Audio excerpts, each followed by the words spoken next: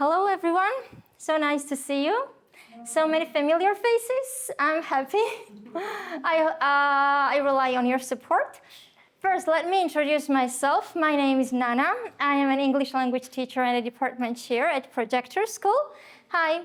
I've been working here for 2 years. What can I tell you about myself? I'm passionate about teaching. I love children. I enjoy when I see their success, and it motivates me a lot, as the topic is motivation today. Could you please, in 2 sentences, introduce yourselves, present yourselves, say something interesting, or your position, what you do at the school. Let's start from familiar faces that your hosts here. Let's start from you. In 2 sentences, present yourselves in any language you want. In any language. Mariam, let's start from you. Yeah. So I'm Mariam, teaching in primary and middle school. I teach English, and I'm here to know more about how to motivate my students in the class. Thank you so much. Yep. Hello, my name is Nino. I'm a teacher of primary and secondary middle school here. So I've been teaching here for 5 years, and every year it's like, this is my last year, but no, I couldn't just stop. You're passionate about teaching. Yeah. Okay, yeah. Hello, my name is Elena. I'm teaching in middle school here, English, and I've been teaching for 4 years. I like this school. And what else? I like children. Yes, so do we. In any language you like. My name is Tekla. I'm teaching Georgian in middle and high school, and I love children so much. Thank you so much. Thank you. Guys? Hello, my name is Lily, and I'm teaching English here in primary school, and I'm so happy to be with all of you today. Thank you so much. Hi, my name is Anastasia. I'm teaching English in primary. Actually, my career started here in Georgia after my graduation in Russia. It's an interesting twist. So I like to hear you, like always, so I enjoy listening. Thank you so much. Hello, my name is Alex. I'm math tutor, private teacher.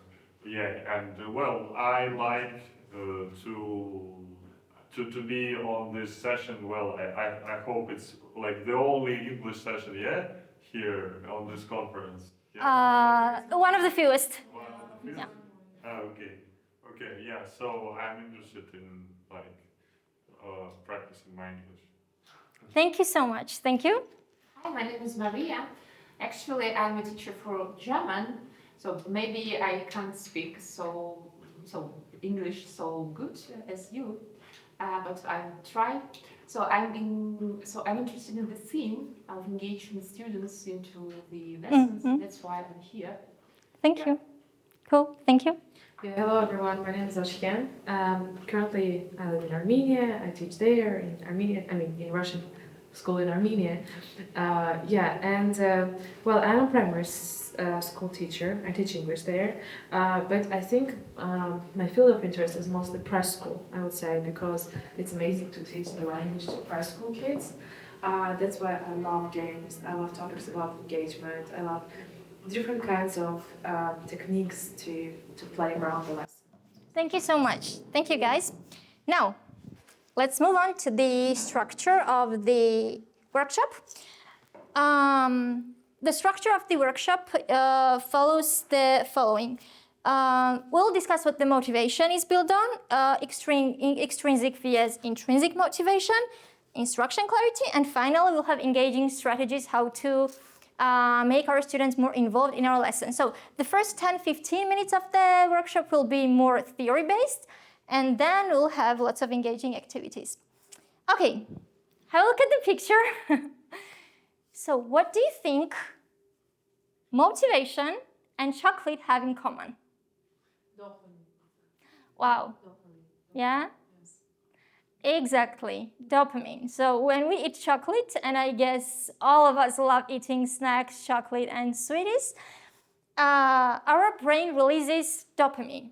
That's the hormone that ensures motivation, that ensures boost of energy, and then we become more motivated and happier, and we look at the world in a happier mode.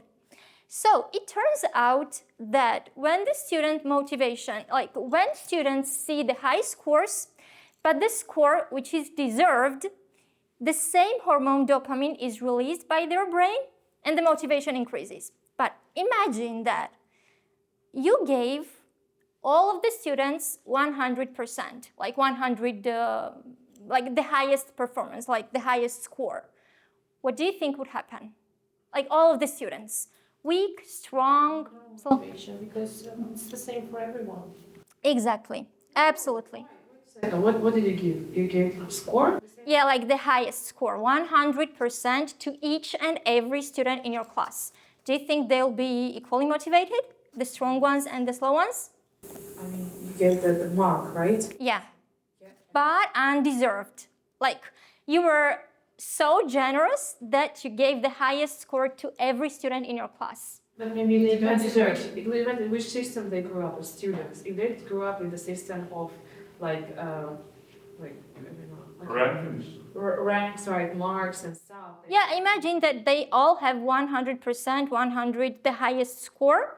Like you gave them some project, some assignment, and you gave them exactly the same score to everyone, but undeserved. Yeah, I think that they will understand that you don't care.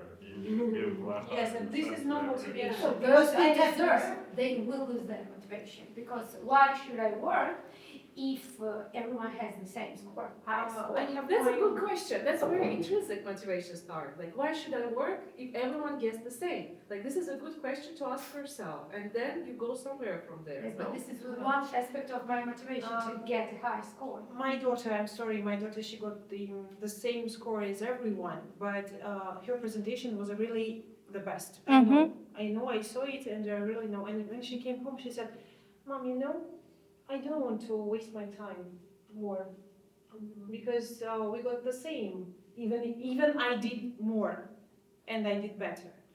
And I tried to explain her everything, but this is really it's like that. They just lose their motivation. Exactly. So if the strong students see that their effort is neglected and the teacher gave the highest score to everyone, slow and... And I don't know, I gave 4 to the student who wrote like 4 words out of 5.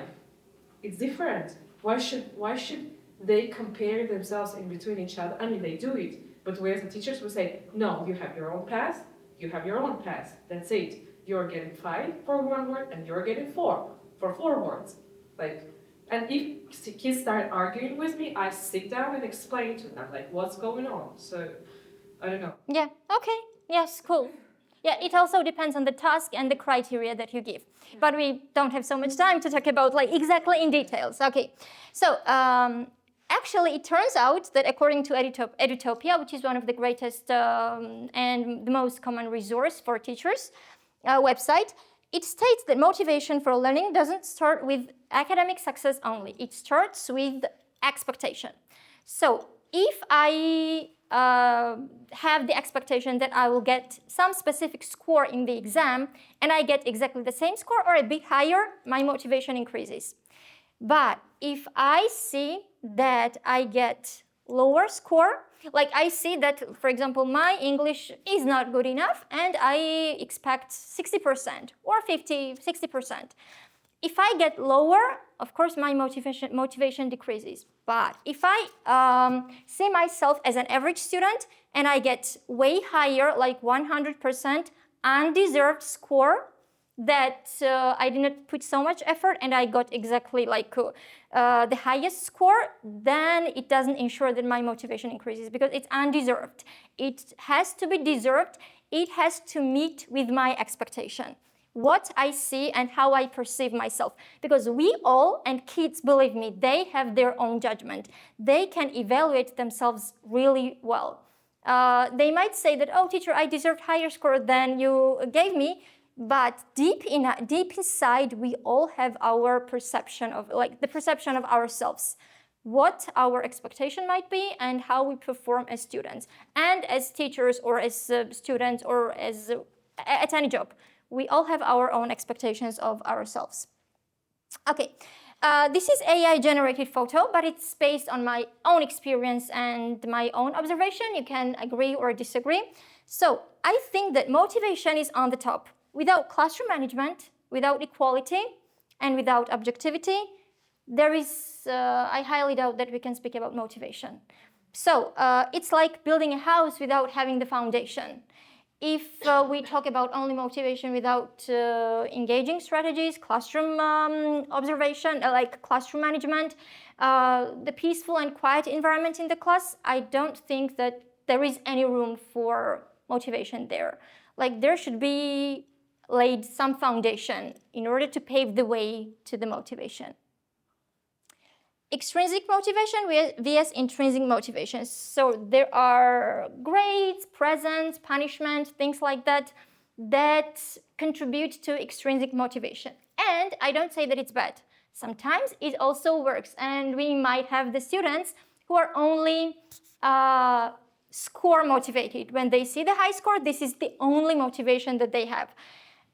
So extrinsic motivation cannot be neglected and will not be neglected. Some of the students are afraid of their parents, or on the contrary, they look up to their parents and they want their parents to be happy when they see the high score. This is also a type of motivation. But as teachers, we should focus on intrinsic motivation more than on extrinsic ones, because we want our students to be mature, to be adults, to be ready for real-life scenarios and situations in the future. So that's what we have to do in our lessons to ensure, through different engaging strategies, through our responsibility, through classroom management, and through different strategies.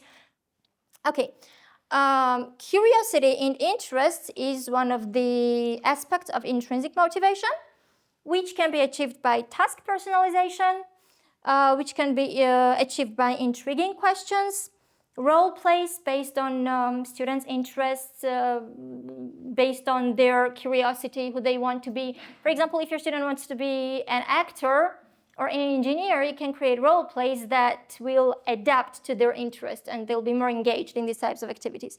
Visualization, there can be AI, in the era of artificial intelligence, we have access to lots of different websites and AI. So it can also, and it should be used in the lesson so that to increase student motivation. And the other aspect of intrinsic motivation is the ability to cope with the task on your own. It's really crucial one. And the instruction clarity, breaking down the tasks, building new knowledge on previous ones, and scaffolding, they're crucially important based on my experience.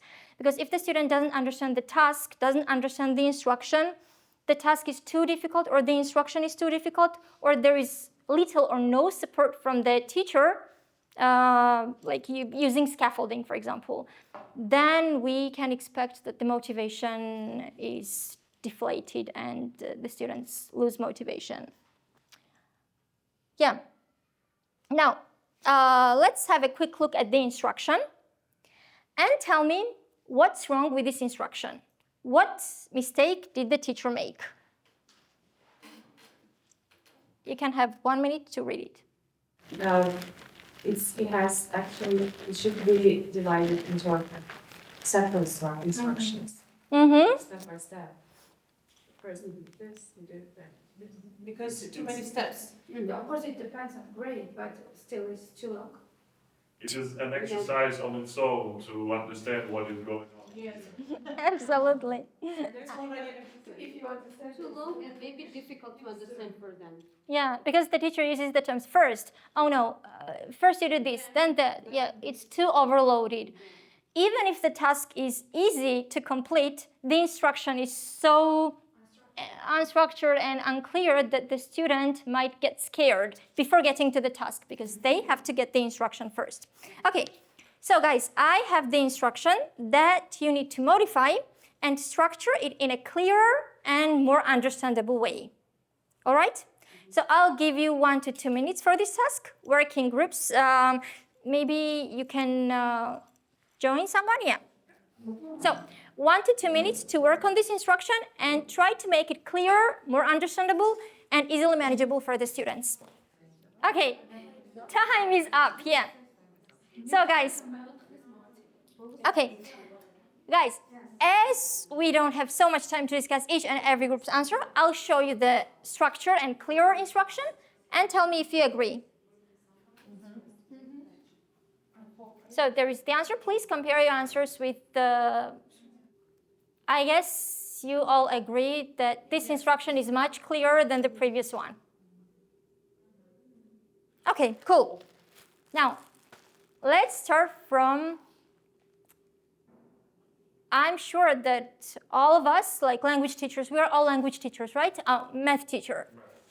Well, in math, they also have to read the task to solve the problem. I also like languages, so yeah. So this is for making reading class more engaging. Now, you have to work in groups again. I'll give you these crumpled papers, which you don't unscrumple. So you don't touch these papers with your hands. I'll give you the pens. You have to turn around those papers and understand what the main idea of the text is. What do you think the reading is going to be about? But don't touch the papers with your hands. Don't try to open the papers. Not turn them around, yeah? You can turn them around using pens. Using pens. With pens only. Thank you so much. We can type them. Yeah, go ahead. Okay, time's up. So, Nastya, what do you think the text is about? I think it sounds like non-fiction about how we learn languages. Okay, good. Maybe about some methodology and different approaches. Teaching approaches. Unscramble your papers. Maybe in Canada. Unscramble your papers. Unscramble, open the papers. How languages are learned.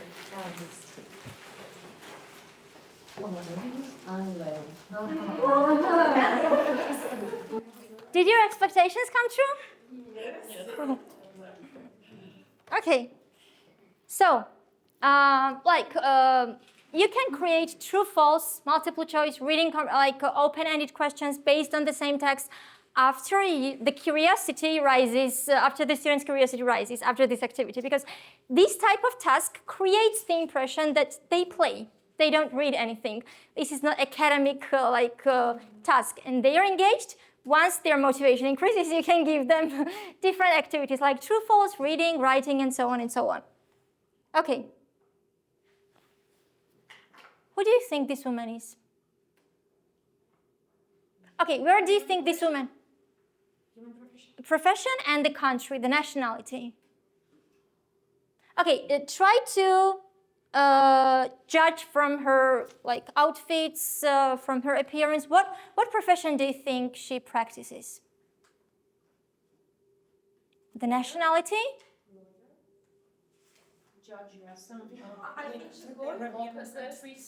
Arabian country? What makes you think that? Middle East, Middle East, lawyer? Manager. What if I told you she's Elif Shafak?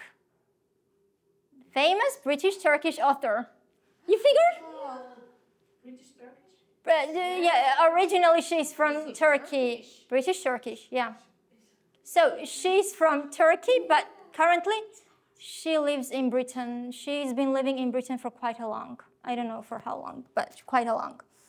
Okay, now you have to work in groups again and figure out the answers to these questions. I'll give you 2-3 minutes. Okay, guys, time's up. If it was a real classroom, of course, we would have a whole class discussion. But as we don't have that much time now, I'm skipping the other step, and I'm moving on to reading. So you will have one piece of paper only, and you will read this text for 1 minute. For example, you will read number 1, 2, 3, 4, 5, 6. And again, 1, 2, 3. So you only have one piece of paper and you read the text. Then, when you finish reading, you will stand up and share the ideas with each other. But you don't meet the person under the same number. You meet the person under different number. For example, number 1 doesn't meet number 1. They meet number 2 or 3 or 4 or 5. So you don't meet the numbers, people with the same numbers. All right? Okay. Take it, please. Go ahead. There you go. The question? So we got the question at the beginning. Yeah, it's an interview. Actually, it's an interview from Guardian or I don't remember the source, but it's a real interview with Elif Shafak. Yeah, I think that it's a usual thing for the interview that like the question is not really answered like. True, true.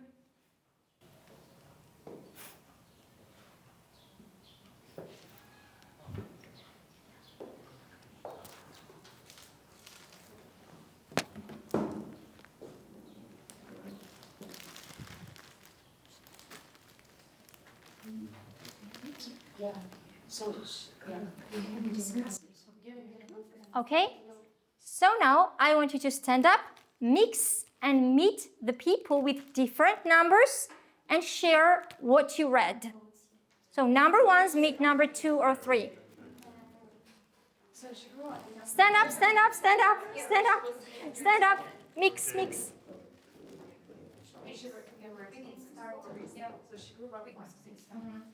All right, thank you so much.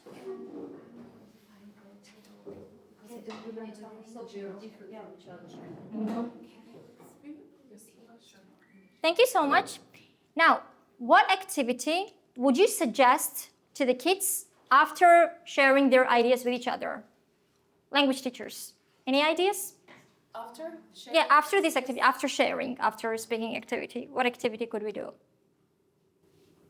I would write a mind map on the board, like with the name in the middle. So it would just what we talked about, like childhood, father, this, that. What did we learn about it? So we have a picture of the person.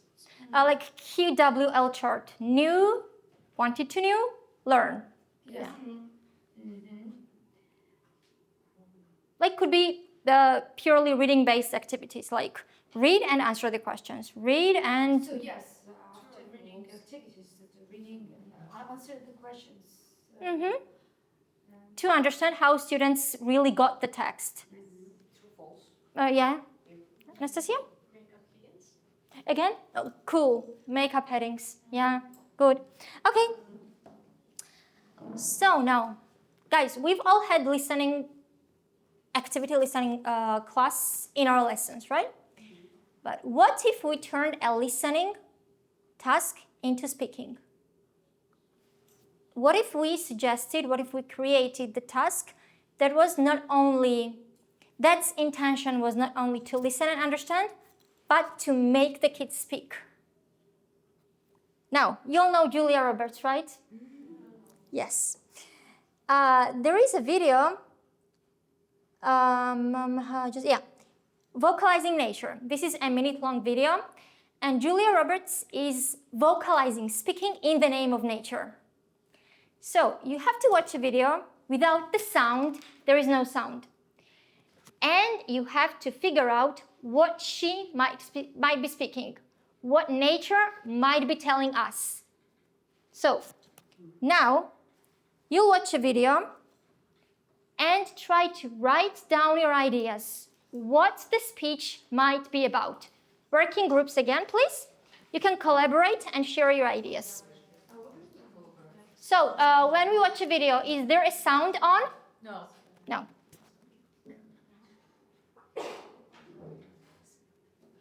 When the sound is on. Oh, sorry, it's, thank you that it comes. Muted, yeah. Yeah.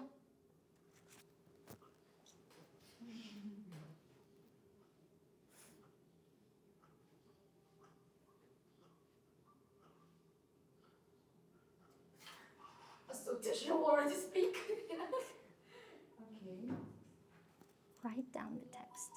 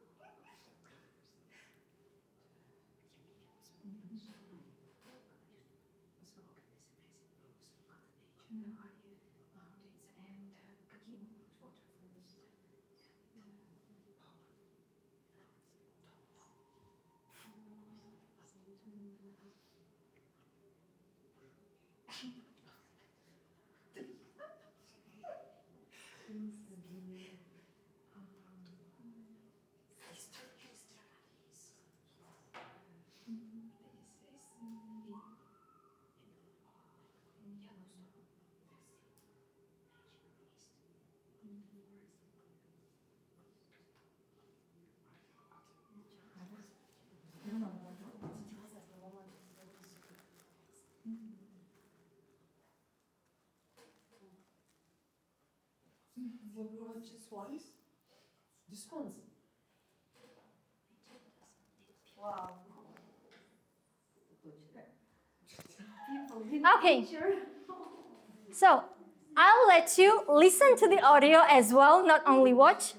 But first, please share your ideas what nature might be telling us through this video. Yeah, ask you again. I didn't get it. Do we need to understand about the sound that the objects are making, or What the nature might be telling us through Julia Roberts, because Julia Roberts is speaking in the name of nature. So she's telling us something in the name of Mother Nature. Okay, Mariam, your group is going to share like what the video might be telling us. I'm not sure. Try, It's very short. give it a go. Look at these amazing views of Mother Nature, the high mountains and powerful waterfalls and mysterious forests. This is our home. It doesn't need us, we need it. Cool, thank you. Anyone else wants to share?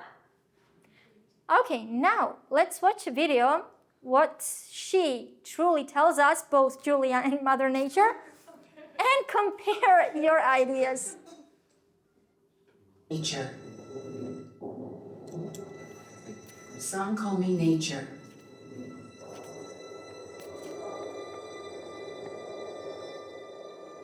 Others call me Mother Nature.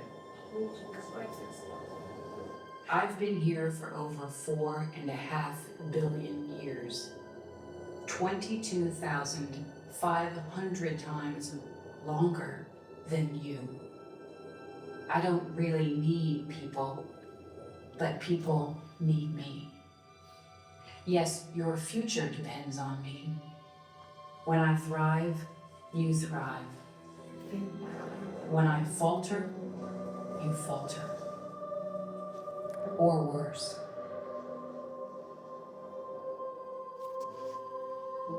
But I've been here for eons.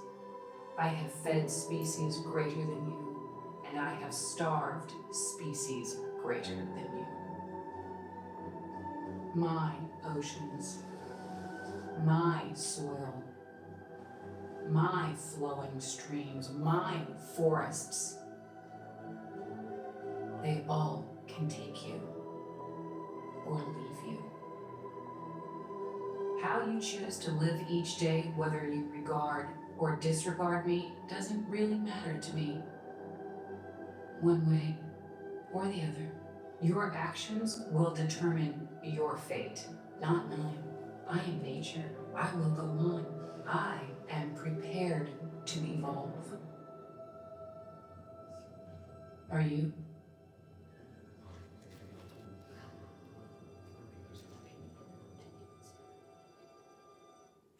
So this is, if we had enough time, and if it was a real classroom, of course, I would ask the majority of the students, or I would assign a speaker to each group and ask to share what the video they thought would be about. But as we don't have enough time, I just skipped that part and I just asked this group to share their ideas. This is how you can turn listening activity into speaking one.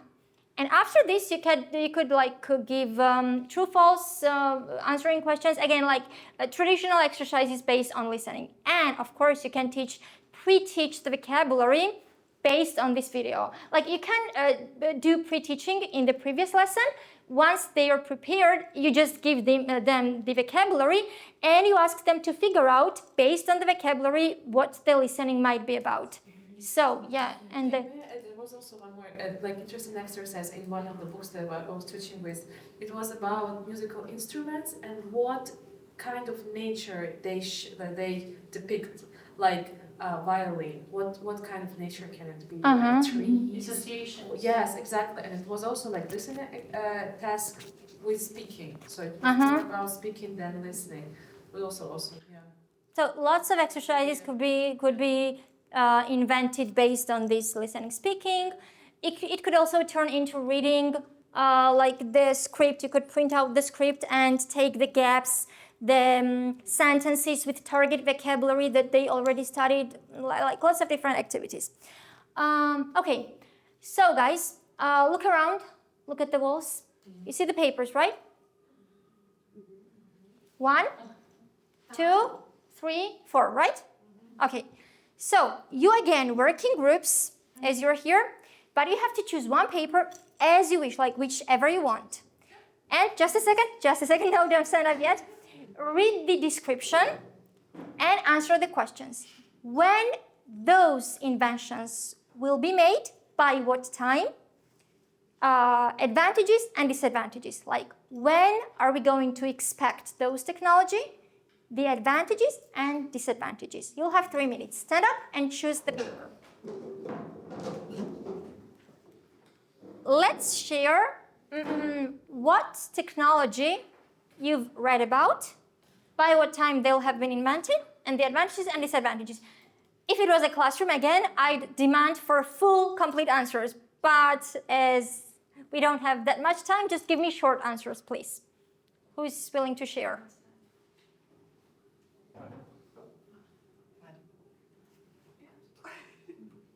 So, Okay, Mariam, what it was? Brain cloud?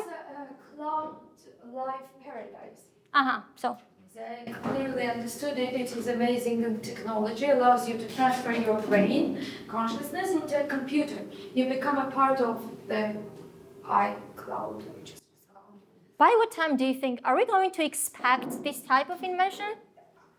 I think it will be in 20, 30 years maybe, because we have already, I'm not sure, but there is a VR, or am I right, such technology where you already can be somewhere in different reality, but you were sitting just at home, but it's about games, computer games, if I'm not mistaken. So, advantages, I think that you can experience a wide range of emotions, feelings, and you don't need to apply any,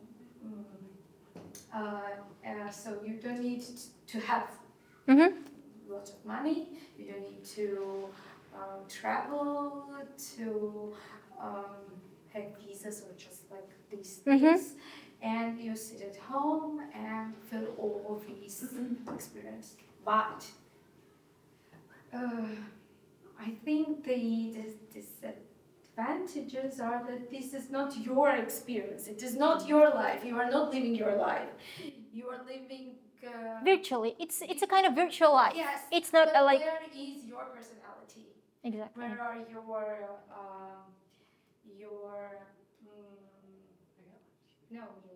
reality, your life.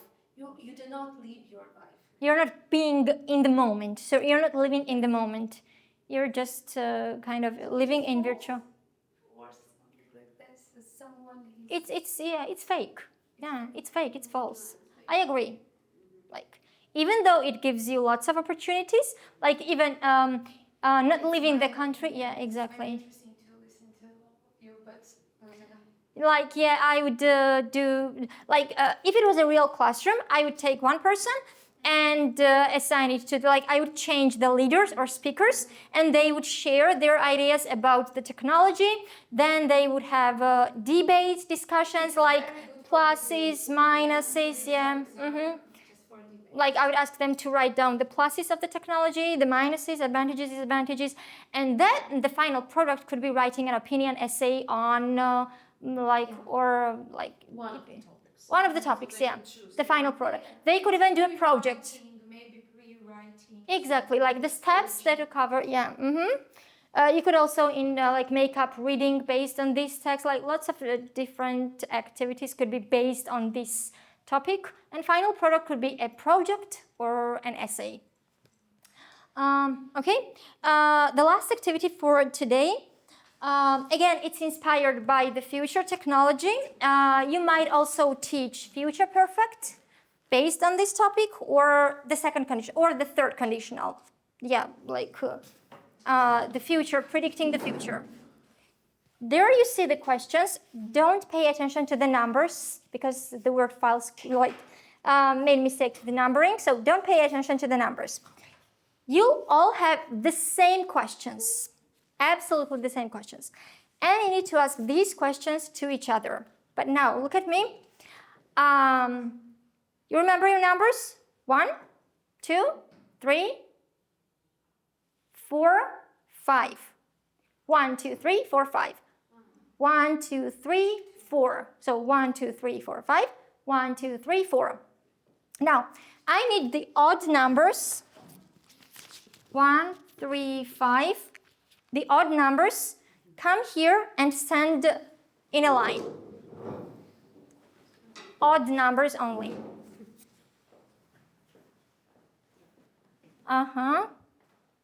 Exactly. Okay, now guys, you come and stand face to face, like this. Do you need to fetch my number? No. Oh, no, they. All right. Play with leather. Yeah. Okay, ask the questions to each other. I can compare, I suppose. This. You. Me. You stand here, You're with me. and I'll be with someone. Yeah. Are you with me? I'll be, yeah. I have to. Okay. You can give it one. Okay. So, if robots took over most jobs in 2050, how would people spend their free time? That's an interesting question. I would say researching stuff about people. Very smart enough, they would try to. You know what I think? They would dive into playing video games in virtual life, and finally, like, humans won't be needed anymore. Like, they won't have any functions. They don't have any purpose in life. They don't go to the jobs. They just sit in the home and like play virtual games or whatever. Like, they would fade away. The humans would, yeah. I don't know, I feel there are so many things that inspire us just because we do some kind of action. And there is a huge motivation inside of human being to produce stuff, to create this creativity, like that's coming with like being a human being. So I think, I don't know. Distant planets, because Guys, just a second. Just a second. Lily and Nino, please come back to your seats. Now look, I'm going to make the sound. And we change spots. So Nino, you go there. And you move.